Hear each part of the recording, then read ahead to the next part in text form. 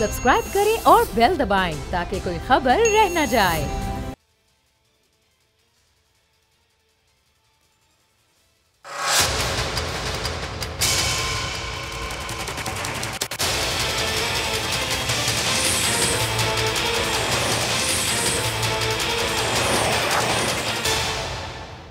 अस्सलाम वालेकुम, आप देख रहे हैं प्रोग्राम बस बहुत हो गया। मैं हूं अरबाब जहांगीर और साल के आखिर में मुल्क की सियासत में बड़ी हलचल हो रही है। मुस्लिम लीग नून के रहनुमा अयाज सादिक ने 20 जनवरी 2022 को लंदन जाने और अपने कायद मियां नवाज शरीफ के साथ वापस आने का बयान देकर बरसरे इक़्तिदार आला हुकूमती शख्सियात को कशमकश में मुब्तला कर दिया है। और फिर रही सही कसर नून लीग पंजाब की तर्जुमान उज़्मा बुखारी ने नवाज शरीफ की जल्द वापसी का दावा करके पूरी कर दी है, जिसके बाद अब वज़ीर आज़म इमरान खान और दीगर वज़रा के रद्द-ए-अमल आना भी शुरू हो गए हैं। गुज़िश्ता हफ्ते एक बड़ा अहम इजलास हुआ और उस अहम इजलास में वज़ीर आज़म इमरान खान ने कहा कि नवाज शरीफ की वापसी के रास्ते निकाले जा रहे हैं और सज़ा ख़त्म होने की बातें हो रही हैं।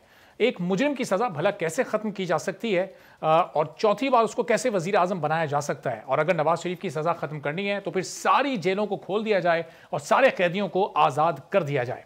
मगर वज़ीर आज़म इमरान खान और पीटीआई हुकूमत से फिर ये सवाल होता है कि ये बातें और ये इक़दाम आपको उठाने थे। आपने कई टीवी इंटरव्यूज़ में इसके दावे भी किए, नवाज शरीफ की वापसी आपकी हुकूमत ने करनी थी और अब आपका काम कोई और कर रहा है, तो आप तजुब्जुब का शिकार नजर आ रहे हैं। वज़ीर आज़म ये क्यों नहीं बताते कि वो कौन से अहम उमूर हैं जिनकी अंजामदही के लिए नवाज शरीफ को वतन वापस लाया जा रहा है और उनकी नाअहली की सज़ा ख़त्म होने की बातें भी की जा रही हैं और आपको भी वो सुनाई जा रही हैं। हालांकि आप इस वक्त मुल्क की सबसे बाअसर शख्सियत होने के साथ साथ आला ओहदे पर भी फाइज हैं और हो सकता है हुकूमत के घबराहट की थोड़ी बौखलाहट की वजह खैबर पख्तूनख्वा के बल्दियाती इलेक्शन के पहले मरहले के नताइज हों, चूँकि अभी तक जो पहले मरहले के नताइज आए उसने पूरी पाकिस्तान तहरीक इंसाफ को सियासी जमात के तौर पर हिला कर रख दिया है। और जिसका मुंह बोलता सबूत यह है कि वज़ीर आज़म इमरान खान ने बतौर चेयरमैन पीटीआई बल्दियाती इलेक्शन के लिए बनाई गई तमाम कमेटियों को तहलील कर दिया। पूरे मुल्क की तंजीम साजी को उन्होंने दोबारा से की, उसको तहलील किया और फिर उन्हीं रहनुमाओं को आगे पीछे करके उनकी पोजीशंस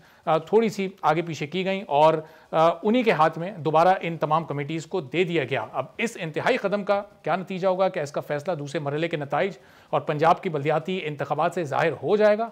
सेक्रेटरी जनरल नून लीग बल्दियाती इंतखाबात पर अपने तहफ़्फ़ुज़ात भी ज़ाहिर कर रहे हैं। नून लीग जो कि ज़ाहिर पंजाब की बहुत बड़ी जमात है और उसके क्या तहफ़्फ़ुज़ात हैं इन बल्दियाती इलेक्शन को लेकर, एहसन इकबाल की ज़बानी सुनिए।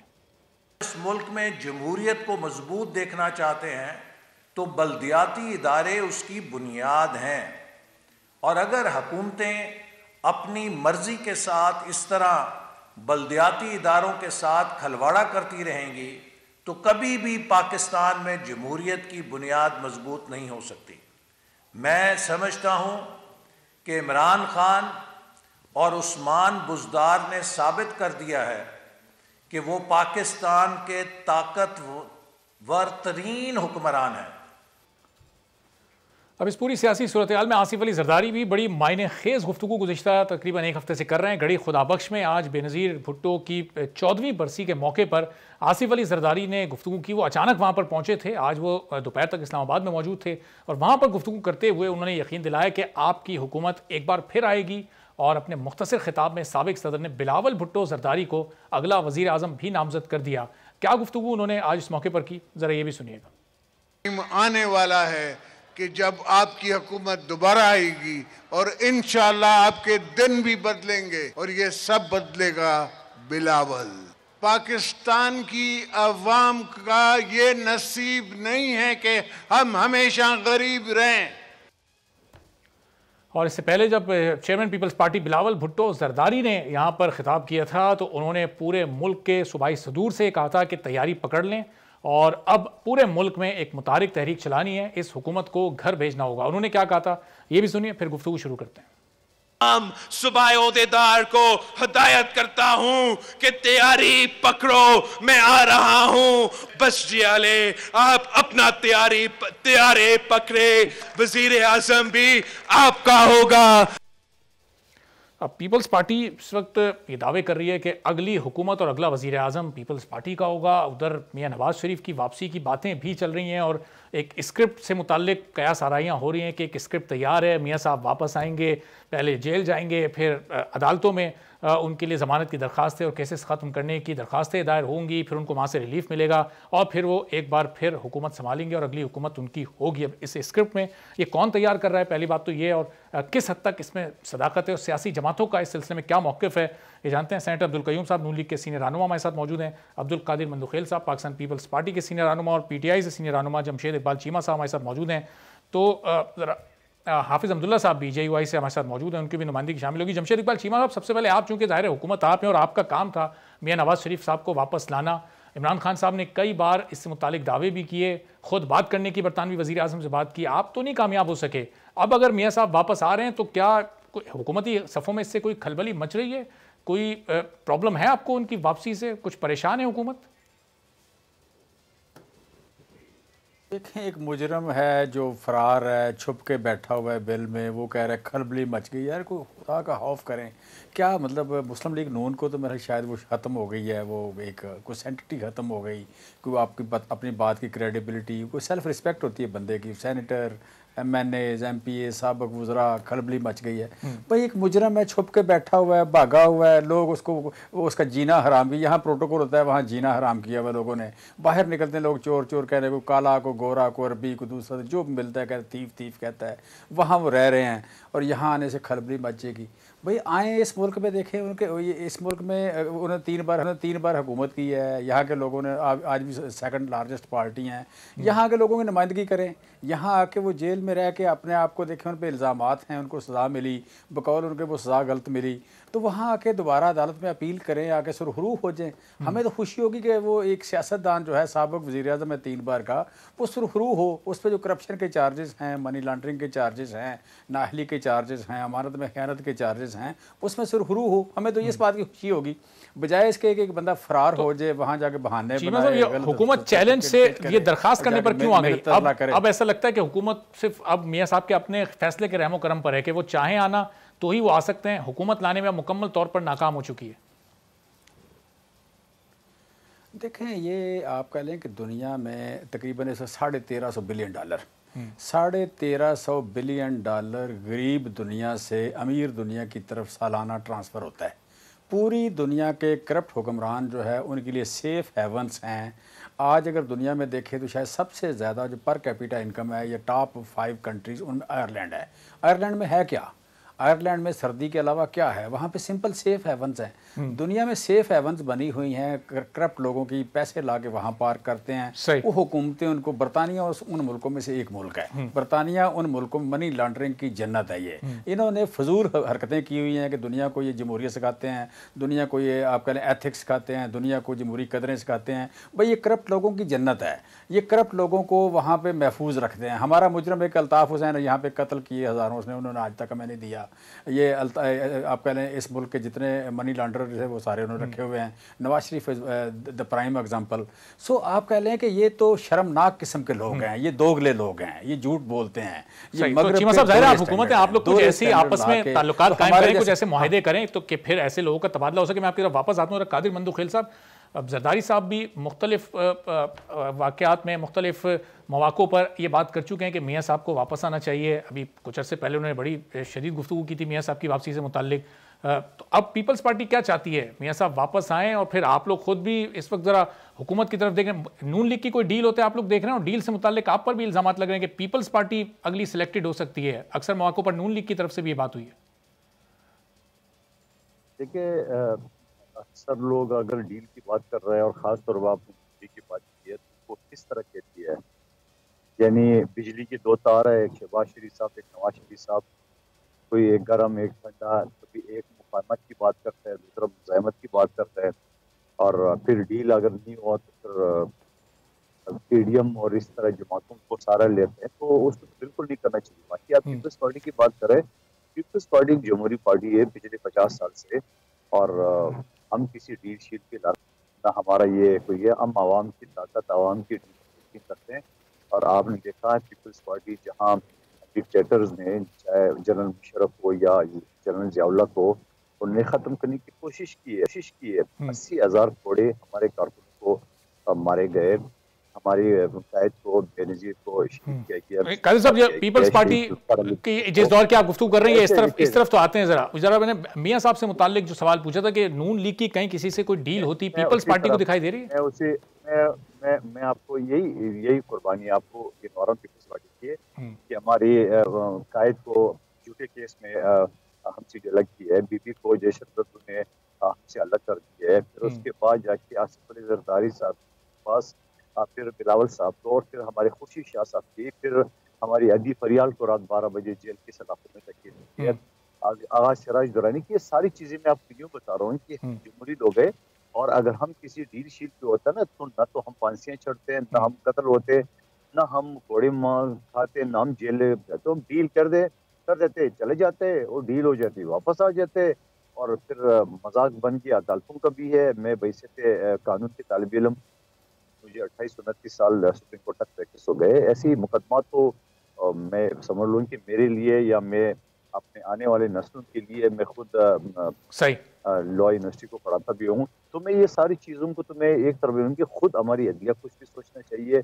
खुद हमारी जो मुकद्दर हल्के इसके ऊपर सोचना चाहिए कि इन मजाक को बंद करना चाहिए। ठीक है, इस तरह के मामला अब एक खत्म होने चाहिए जरा हमारी सियासत से। मैं आता हूँ जरा मंदुखल साहब की तरफ वापस, जरा हाफिज अब्दुल्ला साहब, चूंकि ज़ाहिर है पीडीएम में नून लीग और हाफिज साहब की जमात साथ ही है, और अभी हाफिज साहब ने की जमात ने बल्दियाती इलेक्शन में ही बड़ी ज़बरदस्त कामयाबी हासिल की, तो हाफिज साहब ये अंदरूनी खाना कि वाकई नून लीग के कुछ मामला तय होने जा रहे हैं, और अगर ये हो जाते हैं तो फिर जेयूआई और पीडीएम का फिर क्या मुस्तकबिल होगा? फिर नून लीग के अपने रास्ते बदल लेगी इस पीडीएम से? बिस्मिल्लाहिर्रहमानिर्रहीम, बहुत शुक्रिया।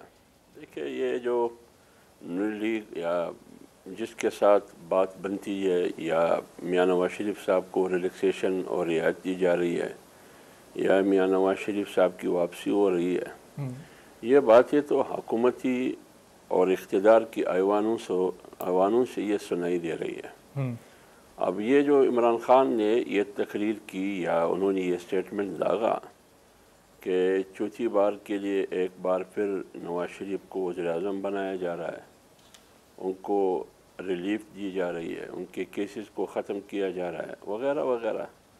अब इमरान खान से सवाल बनता है कि हुकूमत तो आप कहते हैं मेरी है हुकूमत, चीफ एग्जीक्यूटिव भी आप है, और तमाम इन्वेस्टिगेशन जितने भी इदारे, इंटेलिजेंस इदारे 30 या 32 के करीब है, वो भी सारे आपके अंडर कंट्रोल है। अब ये डील कौन कर रहा है? सही। कौन नवाज शरीफ के साथ राबिते में है?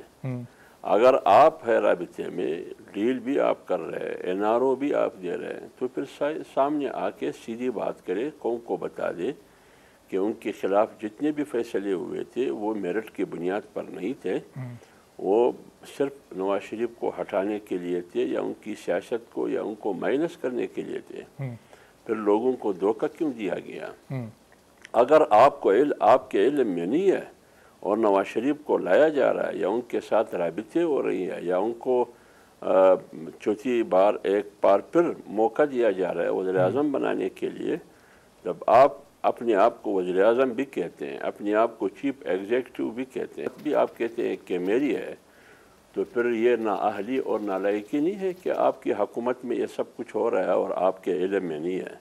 कौन कर रहा है? इमरान खान हिम्मत करे, जुर्रत करे, बहादुरी करे, वो तो कहते हैं मैं किसी से भी नहीं डरता, मैं सिर्फ अल्लाह से डरता। बिल्कुल हाफिज साहब, खान साहब के वज़ीर-ए-आज़म होते हुए अगर ये सब हो रहा है, उस तरह की गुफ्तगू कर रहे हैं, तो इसका तो जवाब अभी चीमा साहब से लेंगे, लेकिन फिर अगर वाकई ये सब हो रहा है और ये जो खान साहब के पास अगर इस तरह की कोई इत्तला या अफवाही पहुंची है और वो दुरुस्त है, तो फिर नून लीग और का मुस्तकबिल क्या पीडीएम में आप देख रहे हैं? फिर नून लीग पीडीएम से अगर अलग हो जाएगी तो फिर पीडीएम की क्या हैसियत बाकी रह जाएगी?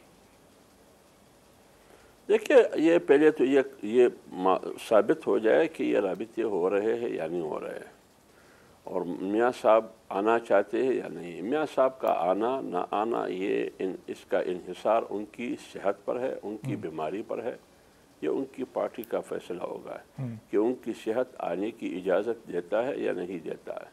जहाँ तक पीडीएम की बात है, पीडीएम फिलहाल भी बरकरार है। सही। जब ये नौबत आएगी कि राबिते किसके है और किस नौयत की राबिते है, ये साबित हो जाता है, फिर उसी वक्त ये सवाल बनता है। ठीक है, चलें, ये उस वक्त फिर आप इस सवाल का जवाब देंगे जरा अब्दुल कयूम साहब से, क्योंकि आपने कहा कि जब मियाँ साहब की तबीयत सही होगी वो तभी वापस आएंगे। तो अब्दुल कयूम साहब, मियाँ साहब की इस वक्त सेहत बज़ाहिर तो अच्छी खासी नज़र आती है, लेकिन अब वाकई क्या डॉक्टर्स ने इजाज़त दे दी है? जो उनकी वापसी की बातें हो रही हैं, कुछ अरसे में वो वापस आने वाले हैं, पार्टी का हर सीनियर रहनुमा उनकी वापसी का दावा कर रहा है। जी Jahangir, thank you very much. देखें, सबसे पहले तो मैं आज चूंकि बेनज़ीर भुट्टो साहिबा की वो शहादत का दिन है, इस दिन वो उनको असैसिनेट किया गया बेदर्दी से, तो मैं उनको खिराज अकीदत पेश करना चाहता हूँ। चूँकि मैंने उनके साथ 3 साल गुजारे एज ए मिलिट्री सेक्रेटरी और मैंने बहुत कुछ सीखा, और मैं ये समझ रहा था कि अभी विद एवरी पासिंग ईयर उनको वो निखर के सामने एज ए स्टेट पर्सन आ रही थी। तो अल्लाह ताला उनको बख्शे और उनके सगीरा कबीरा गुनाह माफ़ करे। पहली बात तो ये। दूसरा मैं ये कहना चाहता हूँ कि मैं अभी चीमा साहब की गुफ्तगू सुन रहा था, मैं कहता हूँ ये भी ट्रेंड अच्छा नहीं है कि आप एक हकारत आमेज़ गुफ्तगू करें लीडर्स के मुतल्लिक। देखिए, जो एक लीडर है ना, वो उसको आप सिर्फ उसका कद काट कम कर सकते हैं सियासी मैदान जंग के अंदर, और वो मैदान जंग के अंदर आपको कारकर्दगी शो करनी होती है। आप बेहतर कारकर्दगी करें और आप उनको नीचे कर सकते हैं। तो सियासी मौत जब तक कोई लीडर नहीं मरता, आप उसे गालियां दे, चोर कहे, डाकू कहे, कमीना कहे, बुरा भला कहे, उसकी फैमिली को कहे, आई थिंक आप अपना कद काट कम करेंगे, उसका नहीं होगा। वो आपको सियासी मैदान में अगर उसको पजीराई है तो उसकी स्ट्रेंथ है। दो चीज़। अच्छा अब्दुल करीम साहब, यहाँ इस सिलसिले में एक छोटा सवाल है मेरा कि अगर अदालतों से किसी के खिलाफ फैसला आया हुआ हो तो भी उस लीडर का या उस रहनुमा का फिर कद काट सियासी तौर पर नहीं कम हो सकता, अगर अदालतें किसी को कन्विक्ट कर चुकी हों? जी जी, बिल्कुल कम हो सकता है। दैट इज द रीजन के अभी नवाज शरीफ साहब अपना केस लड़ रहे हैं और वो अभी एक प्रोसेस के थ्रू गुजर रहे हैं। उनको कुछ कोर्ट्स ने सजा दी है और वो उसको के फेस कर रहे हैं। आपको पता है कि एज ए प्राइम मिनिस्टर और फिर वो डिपोज हुए तो तकरीबन 150 पेशगियां। आपको जानते हैं ना कि यहाँ बड़े बड़े क्रिमिनल्स हैं, स्मगलर्स हैं, कातिल हैं, जिनके केसेस डेकेड्स तक नहीं होते। लेकिन ये एक प्राइम मिनिस्टर को हटाने के लिए कि पनामा में इनकी कंपनी थी, वो नहीं मिली, फिर अकामा की बात करके तो हमने इसको हटाना है, तो वो किया। तो वो समझते हैं उनके साथ ज्यादती हुई है। मकसद ये है कि उनको अदालतों ने ही पनिश दिया और अदालतों ने ही उन्हें रिलीफ देनी होगी अगर वो जायज समझेगी। तो इसके ऊपर देखिए, अगर हमारा एक लीडर लंदन से वापस आया और उसने कोई बयान दिया तो उस पर क्यों खलबली मची है? ये सच्ची बात है कि यहाँ तक के प्राइम मिनिस्टर खुद इसको हवा दी। यानी सरदार अय्याज साहब की बात पे इतनी कोई ना शोर मचता, ना ये वक्त हम जाया करते। ये तो जब इमरान खान साहब ने कहा कि ये हो रहा है और बड़ा अच्छा हाफिज साहब ने इसकी एक्सप्लेनेशन दी कि आपके हाथ में आप करें। देखिए, खुदा के लिए इन चीजों पे हमें वक्त जाया नहीं करना चाहिए। जहां तक मुस्लिम लीग नून का नवाज शरीफ साहब हर हालत में, आप नोट कर लें, हर हालत में वो आएंगे। अव्वल तो वो जल्दी आ जाएंगे अगर उनका ये इलाज वाला मसला ठीक हुआ, और वो इंशाल्लाह। सही, चलें। तो बिल्कुल अब्दुल करीम साहब, आपने कहा कि जाहिर है इस बारे में हमें मतलब सियासी तौर पर वक्त जाया नहीं करना चाहिए। हम जरा मौजू को भी अपना थोड़ा सा बदलते हैं, और चूंकि बलियात जी अपनी कंप्लीट कर लें। अच्छा अब्दुल करीम साहब क्विकली। मैं कहना चाहता हूँ कि अगर ये जो हुकूमत है ये चल रही है, द मोमेंट इस हुकूमत के जाने की बात होगी कि ये चले गए हैं और एक इंटरम केयर टेकर गवर्नमेंट आ रही है, फिर तो श्योर वो आएंगे, क्योंकि इस हुकूमत से उनकी तवक्कुआत नहीं है। वो तो कहते हैं सबको अंदर करेंगे, वो अंदर हो जाते थे। हमारी पार्टी के सारे लीडर अंदर हुए ना, बाकी इनकी अपनी पार्टी। साहब, इस हुकूमत के वैसे आईनी तौर पर जाने में तो इसके बाद 5 साल का मैंडेट, अभी 1.5 साल है, तो इसका मतलब 1.5 साल तक में ऐसा वापस नहीं आएंगे, फिर 2022 में नहीं आने वाले।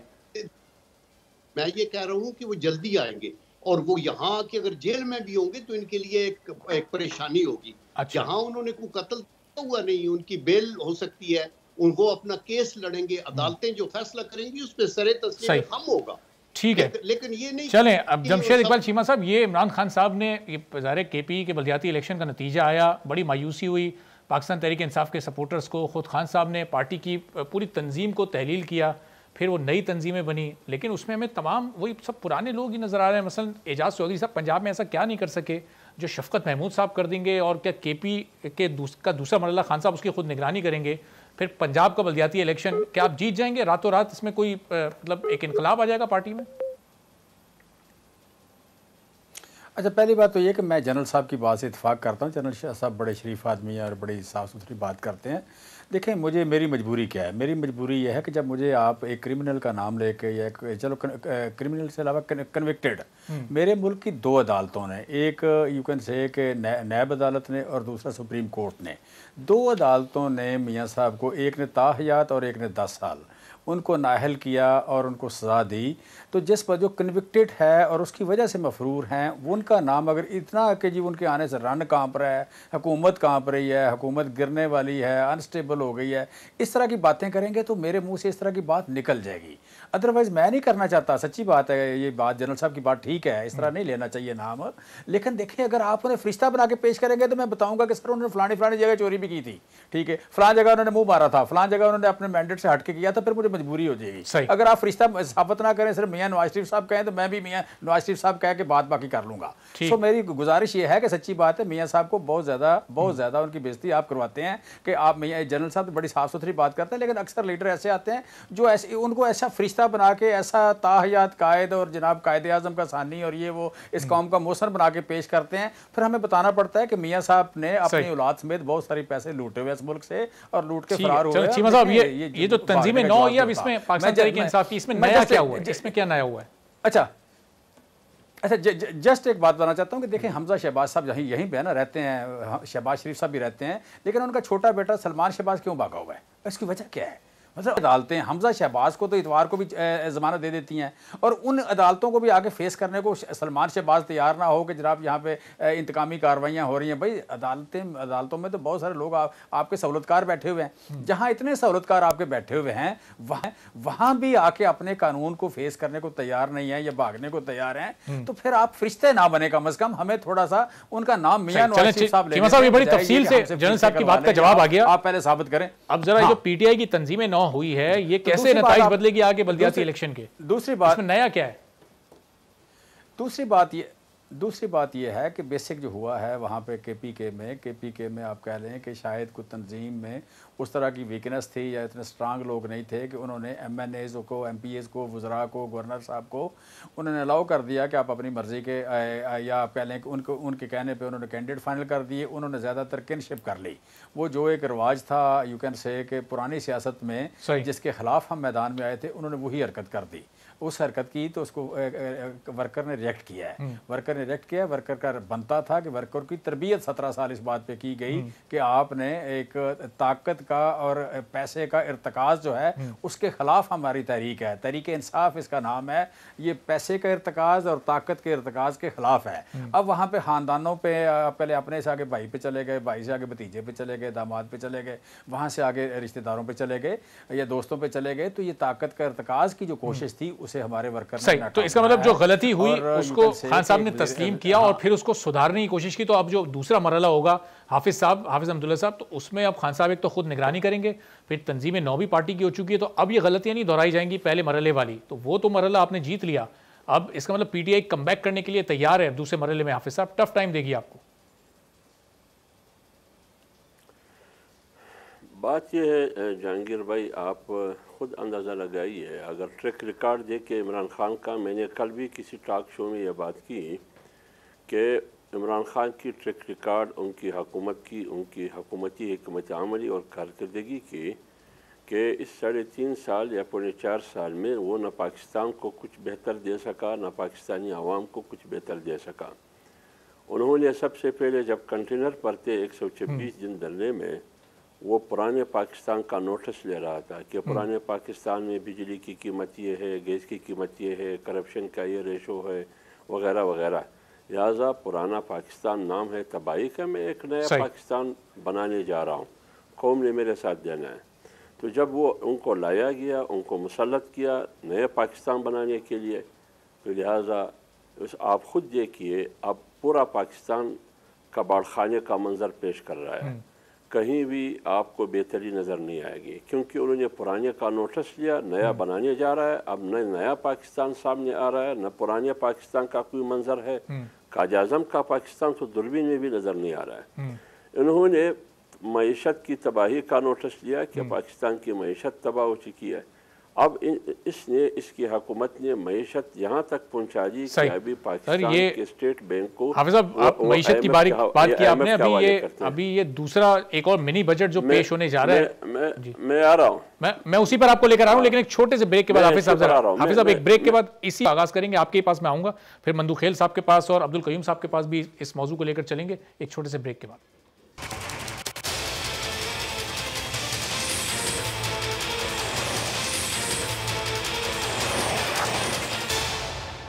प्रोग्राम में एक बार फिर आपको खुशामदीद कहते हैं। और हुकूमत अब मिनी बजट लाने वाली है और इस मिनी बजट के आने के बाद ज़ाहिर है ये उम्मीद की जा रही है कि एक बार फिर महंगाई का एक बड़ा तूफान आएगा और आवाम की ज़िंदगियाँ जो पहले ही बड़ी मुश्किल में है वो मज़ीद मुश्किलात का शिकार हो जाएंगी। तो हाफिज़ साहब, ब्रेक से पहले आपकी बात भी अधूरी रह गई थी, आप भी मुल्क की मईशत का जिक्र कर रहे थे। अब ये नया मिनी बजट आता है, इसको अपोजिशन जमातें, आप, पीपल्स पार्टी, नून लीग मिलकर कैसे रोकेंगे? अभी जब 11 नवंबर को वो पार्लियामेंट का मुश्तरका इजलास हुआ था, उसमें 3 दर्जन के करीब तकरीबन ये बिल पास करवाए गए, आप लोग वहाँ भी नहीं रोक सके हुकूमत को, तो फिर इस बार कैसे रोक सकेंगे? मैं आपकी सवाल का जवाब देते हुए माजी से कनेक्ट करके जो मैं जवाब दे रहा था कि जब भी इमरान खान ने किसी चीज़ का नोटिस लिया है वो उसमें बेहतरी लाने के बजाय उसमें तबाही आई है। उसमें मैंने मईशत की मिसाल भी दी। अभी मनी बजट पेश किया जा रहा है, मकसद तो ये है कि महंगाई को ख़त्म किया जाए, लेकिन ये महंगाई को ख़त्म नहीं किया जा रहा है, बल्कि महंगाई और एक अजाब की सूरत, एक अजाब की शक्ल इख्तियार करके कौम पर मुसल्लत होगी। और ये भी साथ करेंगे कि पाकिस्तान जो स्टेट बैंक है ये भी IMF के हवाले किया जा रहा है। तो इसका मतलब ये है कि पैसा पाकिस्तान का होगा, बैंक पाकिस्तान का होगा, इख्तियार IMF का होगा। इसका मतलब ये हुआ कि आप मईशत उनको हवाले कर देते हैं। तो ये नोटिस लेने का नतीजा हुआ। कश्मीर का नोटिस लिया गया, ट्रंप के साथ बैठ के कश्मीर का मसला उठाया। ट्रंप ने कहा कि मैं सालिसी का किरदार अदा कर रहा हूँ। खान साहब जब आए तो इस्लामाबाद एयरपोर्ट पर कहा कि मैं एक बार फिर 92 कप जीत चुका हूँ। 1 महीना नहीं गुजरा हुआ था, कश्मीर हिंदुस्तान के झोली में चला गया। कर्ज़ों का उन्होंने नोटिस लिया कि मुल्क पर कर्ज़ों का बोझ है, कर्ज़ों तले मुल्क दब चुका है। आप खुद देखिए कि 70 साल कर्जे एक तरफ और 3.5 साल की कर्जे दूसरी तरफ, ये बारी है मुल्क पर। तो जब भी उन्होंने नोटिस लिया है उन्होंने नतीजा तबाही का दिया है, बेहतरी का नहीं दिया है। आज उन्होंने बल्दियाती इलेक्शन में KPK में हार के अपने पार्टी का नोटिस लिया है, क्योंकि टीम कामयाब करने में नाकाम हुई और टीम ने कामयाबी का कोई मुजाहरा नहीं दिखाया। और मामूल हमेशा रिवायत ये रही है, जब टीम फेल हो जाती है तो वहाँ कप्तान को फारिग किया जाता है, लेकिन यहाँ कप्तान आराम से बैठा है, लेकिन पूरी टीम को फारिग किया गया। फिर कैसे फारिग किया गया आप खुद अंदाजा लगाइए। फारिग फिर उन्हीं को वापस बुला के उन्हीं की नई टीम बना दी। परवेज खट्टक, हाँ वही परवेज खट्टक को, वही सोरी को, अली जैदी को। ये बिल्कुल इसकी मिसाल ऐसी ही है। कल भी मैंने कहा कि 2 चर्सी रास्ते पे जा रहे थे, एक चर्सी ने दूसरे को कहा कि यार आपके कपड़ों से बदबू आ रही है, दूसरे ने कहा कि आपके कपड़ों से भी बदबू आ रही है। तो फिर इसका खात्मा कैसा होगा, ये बदबू कैसे ख़त्म करेंगे? तो एक दूसरे चर्सी ने दूसरे को कहा कि चलो आपके कपड़े मुझे दे दें, मेरा कपड़े आप ले लें, एक दूसरे के साथ चेंज करेंगे। आप बताइए, कपड़े चेंज करने से बदबू ख़त्म हो जाती है?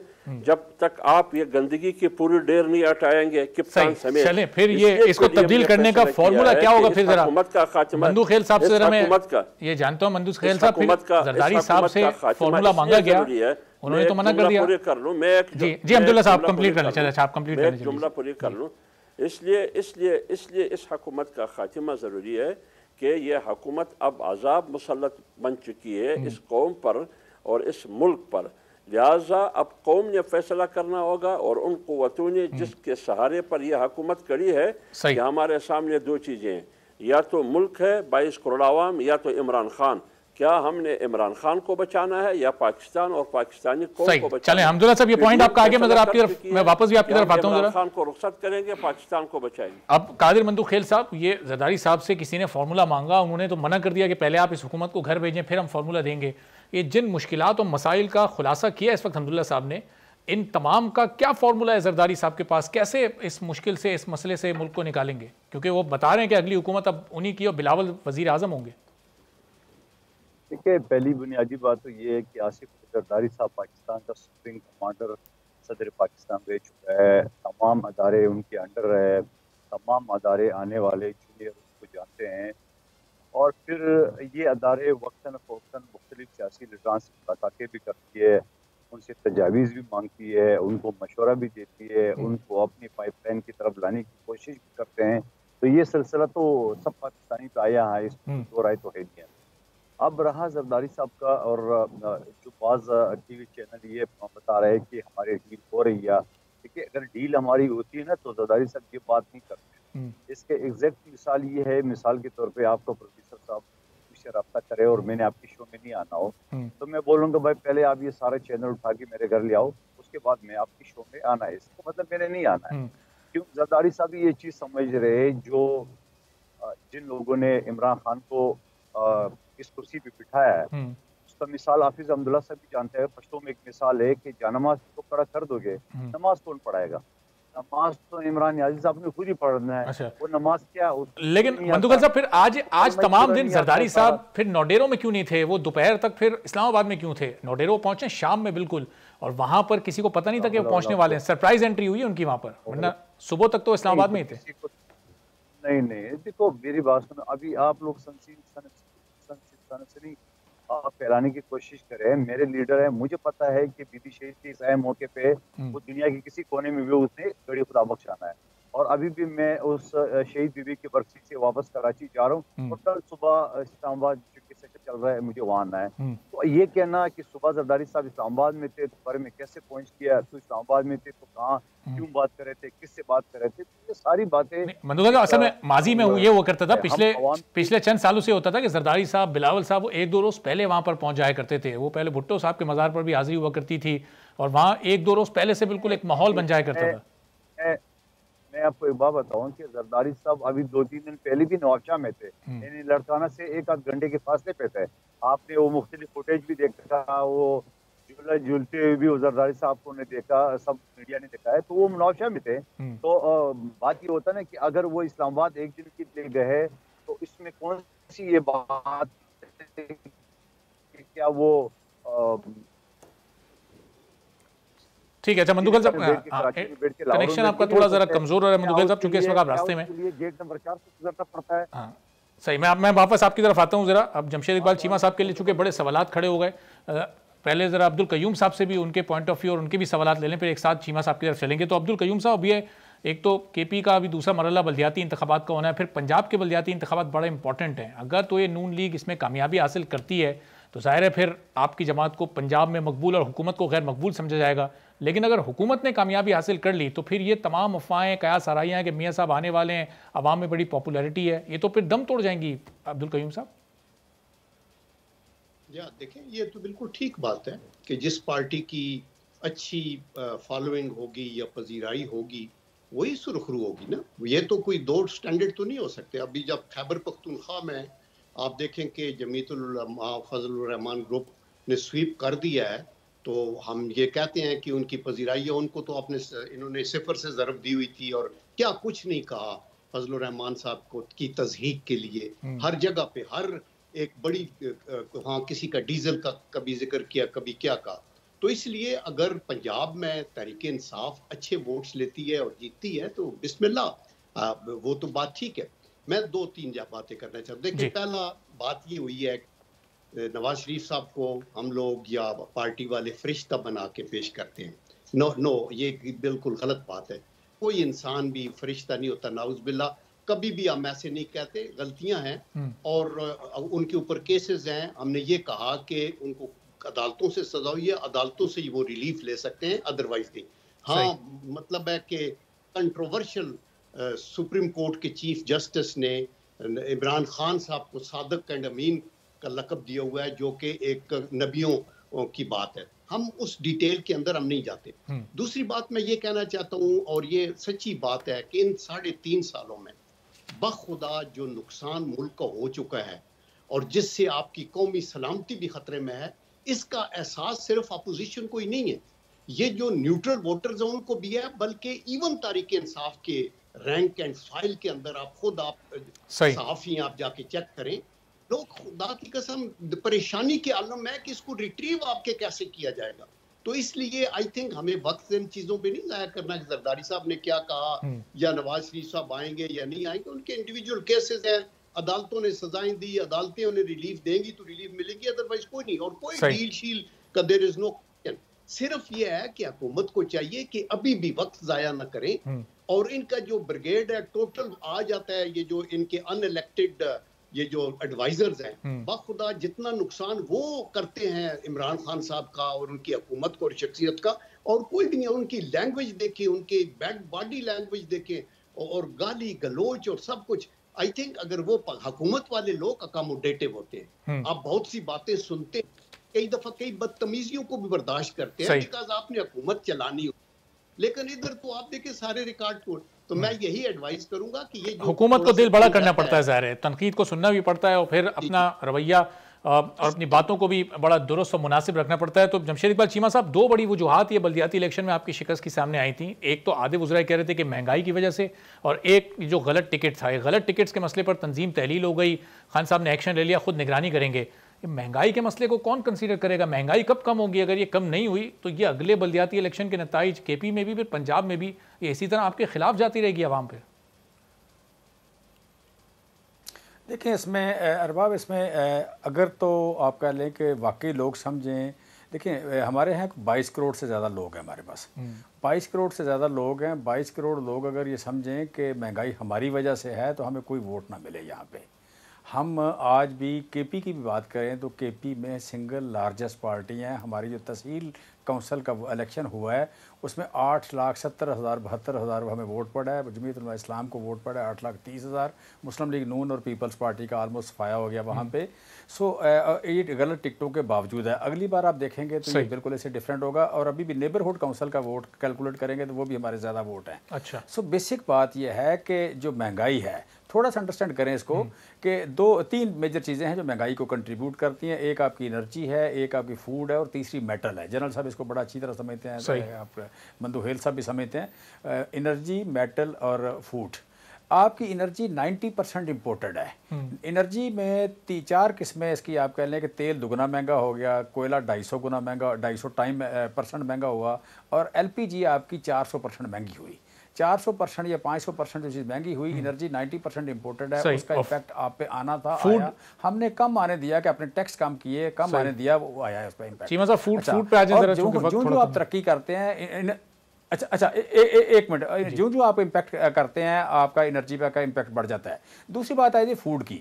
फूड आप देखें कि आपके गंदम या आटा इस खित्ते में सबसे सस्ता आटा पाकिस्तान में है, 55 रुपए किलो। बाकी दुनिया में 80 रुपए से कम किसी मुल्क में नहीं आटा। 55 रुपए किलो हम दे रहे हैं। पाकिस्तान में 55 रुपए कहाँ मिल रहा है किसी जी पाकिस्तान में अगर एक भी स्टेशन पे आपको पंजाब में ना मिले, केपी में ना मिले, जो चोर की सजा मेरी सजा। सुन लेना यार, बात सुनना पहले बात सुनना, बात करने दे। ऐसे ना दरमियान में मजाक ना करें, टोके ना दरमियान में। 55 रुपए ये शर्त लगा लेना, अगर आपको आटा ना मिले, जो चोर की सजा मेरी सजा, ठीक है। आप ये लिहाजा इस तरह आप बैठे, अगर कराची में बैठे हैं कराची में 80 रुपये मिलेगा आपको। अगर कराची में बैठे हैं कराची में 80 रुपये मिलेगा। बलूचिस्तान में बैठे हैं महंगा मिलेगा। केपी और पंजाब की बात करो 55 रुपये किलो आटा है। अच्छा, फूड में हमने चंद दिन आप कह रहे चीनी हमसे मिसमैनेज में हुई, वो दोबारा आ गई 90 रुपये पे, अब दुनिया से सस्ती है। हमारे यहाँ ऑयल जो एडिबल ऑयल है ये महंगा है थोड़ा, क्योंकि इंपोर्ट होता है। आपकी इंपोर्टेड जो महंगाई है वो हम मैनेज नहीं कर सके। जितनी चीज़ें वो आप पहले कर भी नहीं सकते, क्योंकि आप टैक्स कम करने के अलावा कुछ नहीं कर सकते। वो टैक्स हमने घी में भी कम किया, वो टैक्स हमने आप कह लें कि तेल में भी कम किया। और फिर आप कह लें कि यहाँ पे जितनी चीज़ें लोकल पैदा होती थी, मसलन यूरिया खाद लोकल पैदा होती है। यूरिया खाद का रेट 1800 रुपये है, दुनिया में इसका रेट 10,000 रुपये बोरी है। ठीक है। DAP हम इंपोर्ट करते हैं, वो महंगी हुई। सो जो चीज़ें आपकी लोकल प्रोडक्शन थी वो महंगी, वो हमने मैनेज की। जो चीज़ें इंपोर्ट होती थी वहाँ टैक्स कम कर सकते थे, हमने किया। लिहाजा यहाँ दुनिया समझती है। हमारा बयानिया ये था कि हमारी महंगाई जो इंपोर्टेड है। इस बात को आपके जवाब के बाद कई सवालात और खड़े हो गए, और ज़ाहिर है चूंकि वक्त इजाजत नहीं दे रहा, वरना वो तमाम सवालात आपके सामने रखते। बहुत शुक्रिया जमशेद इकबाल चीमा साहब, कादिर मंदुखेल साहब, हाफिज अब्दुल्ला साहब, सेनेटर अब्दुल कयूम थे। और अगर पंजाब में खैबर पख्तूनख्वा में आटा वाकई 55 रुपये किलो है, चीनी की कीमत वापस आ चुकी है, तो फिर पाकिस्तान तहरीक इंसाफ को वोट्स क्यों नहीं मिल रहे? और फिर वुज़रा भी महंगाई इसकी वजह क्यों बता रहे हैं कि इलेक्शन हम इसी वजह से हारे हैं? ये ज़ाहिर आने वाले दिनों में पाकिस्तान तहरीक इंसाफ के लोगों के सामने ये सवाल रखते रहेंगे। एक ब्रेक लेते हैं और ब्रेक के बाद जब वापस आएंगे तो बरतानिया से हमारे साथ हमारे रिपोर्टर मौजूद होंगे जो कि मीर इकराम गए थे वो मियां नवाज शरीफ साहब से उनका मौक़िफ़ जानने साबिक चीफ जज राना अरशद वाले वाक़े पर, जस्टिस शमीम वाले वाक़े पर, कि उनका मौक़िफ़ क्या है, ये कहाँ पर ये नोटराइज़ हुआ, ये मियां नवाज शरीफ की मौजूदगी में हुआ या उनकी गैर मौजूदगी में हुआ, और फिर वहाँ पर उनके साथ क्या हुआ, ये उन्हीं से जानेंगे एक ब्रेक के बाद।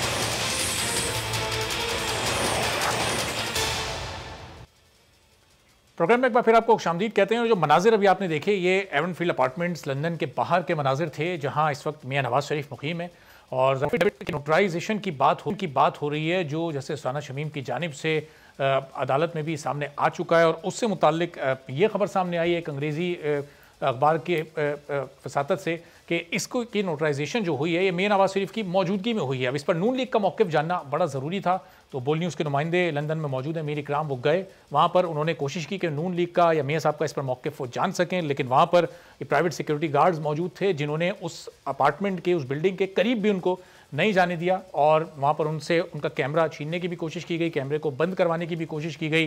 यानी वो अपनी पेशा वराना जो सहाफ़ती जिम्मेदारियाँ हैं वो अदा कर रहे थे और उसको उनसे रोका गया।